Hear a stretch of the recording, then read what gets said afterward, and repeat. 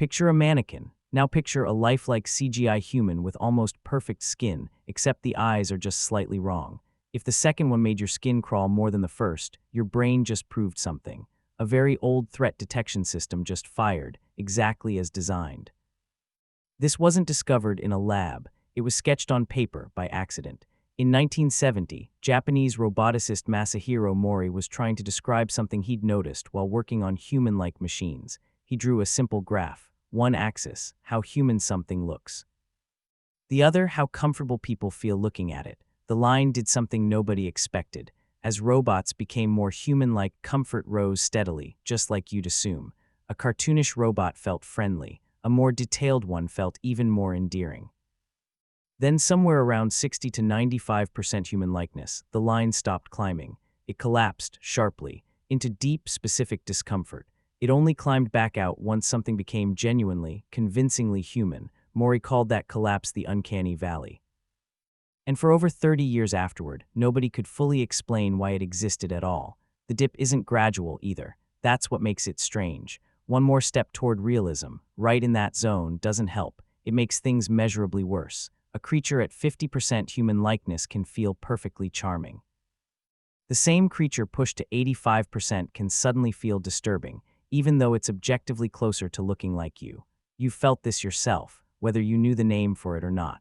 A 2004 animated film used photorealistic human characters and unsettled audiences worldwide, despite genuinely impressive technical work.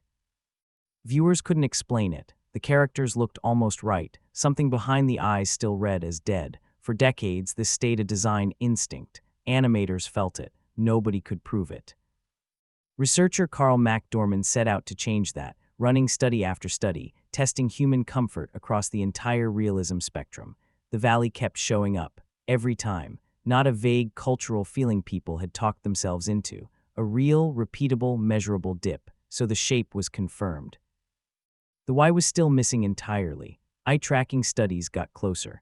Researchers found people can rarely explain what feels wrong on an uncanny face, but their eyes tell a different story.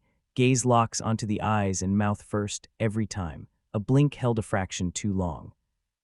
A smile that never quite reaches the muscles around the eyes. You're not looking at the whole face. You're auditing two specific spots, without even deciding to. Then, in 2012, psychologists Kurt Gray and Daniel Wegner published something that reframed the entire problem.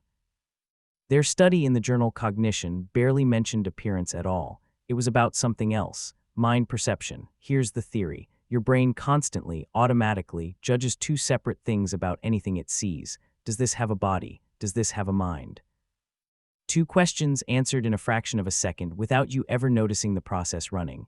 Most things sort instantly. A rock, neither. A person, both. A boxy metal robot, body, no mind, filed away without confusion. But a near-perfect android breaks the sorting system completely. The body says human. Something about the eyes says empty. Two conflicting answers, both arriving at once with nowhere clean to file them. That conflict is the actual trigger, not the face itself.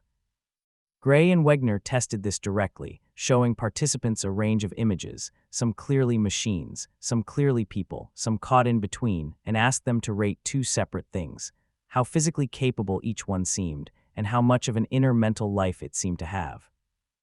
The results lined up with the theory. It was never the presence or absence of either quality alone that predicted discomfort. It was the specific mismatch between a fully human-looking body and a mind that seemed to be missing. It was never about the face. It was about the mismatch.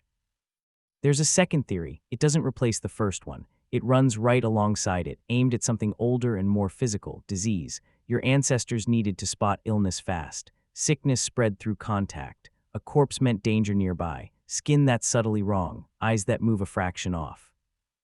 A face that's almost, but not quite, symmetrical. That could be enough to trip an alarm built millions of years before robots existed. This isn't a metaphor for how the alarm works. Researchers studying disgust and disease avoidance behavior have found that people show heightened skin conductance responses, a genuine physiological stress marker, when viewing images with subtle asymmetries or skin irregularities, even when consciously told the image poses no threat at all. The body reacts before the mind gets a vote. Under this theory, an almost perfect human face doesn't register as robot at all. Somewhere underneath conscious thought, it registers as something closer to a corpse that's still moving, not comfortable, apparently very old. If it's really that old, it shouldn't need culture to teach it. So researchers tested babies. Infants too young to have seen a single robot, horror movie, or wax figure. The results held. 12-month-olds showed measurably more distress toward human-like figures with subtly wrong features than toward faces that were either clearly cartoonish or clearly real. Researchers tracked this using preferential looking time, essentially measuring how long an infant chooses to keep watching something versus turning away, one of the few reliable tools available for reading the reactions of a child who can't yet talk. A baby who has never once encountered the concept of uncanny still avoided the exact same zone adults do, and here's where it stops being a human story entirely. In 2009, researchers Sean Steckenfinger and Asif Ghazanfar ran an experiment on macaque monkeys, published in the Proceedings of the National Academy of Sciences. 3 types of monkey faces: cartoonish, photorealistic, and stuck in between. They tracked exactly where the monkeys chose to look. The monkeys avoided the in-between faces. The same zone, the same pattern. A species that never built a robot, watched a movie, or touched a screen still flinched at precisely the spot your brain flinches at. Whatever this mechanism is, it was running before humans and monkeys even split from a shared ancestor. This isn't just a curiosity anymore. It's a design constraint, and entire industries build around it on purpose. Animation studios learned to dodge the valley deliberately: larger eyes, softened proportions, simplified skin, anything to stay clear of the danger zone instead of stumbling into it. A near miss at photorealism reads as more disturbing than an honest cartoon ever will. This is part of why so many modern animated humans still look slightly stylized, even when the technology to render them with total realism already exists.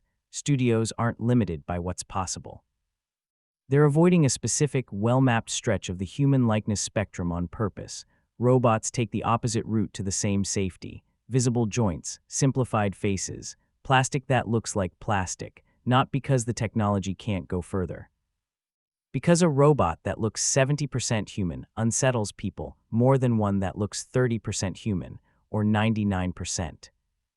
Engineers building humanoid robots have openly discussed this exact trade-off, choosing to keep a machine's mechanical nature visible rather than chase a level of realism that would land it directly inside the valley instead of past it.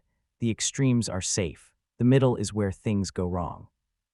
And now there's a new frontier for the exact same glitch: AI-generated faces and voices, hands with one too many fingers, backgrounds that don't quite obey physics. A voice that's 90% natural, which somehow unsettles people more than a voice that sounds obviously robotic, because the last 10% of wrongness stands out harder the closer everything else gets to real. This might be the clearest modern proof that the mechanism was never really about robots at all. It was about the gap: push something close enough to real, and any remaining flaw doesn't blend in. It gets highlighted, magnified by contrast against everything around it that looks correct. Same ancient system, new material, pixels and waveforms instead of skin. So the next time something almost human sends a shiver through you, a doll, a robot, a face on a screen that's just slightly off, know exactly what's happening. You're not overreacting. You're not imagining it. You're running a detection system built for one urgent question, answered faster than thought: is this alive, or is this wearing the shape of alive? Your ancestors needed that answer instantly, every single time. You still get it instantly too. You just call it a shiver, and you never find out why, because the part of your brain running this never bothered to explain itself to you in the first place.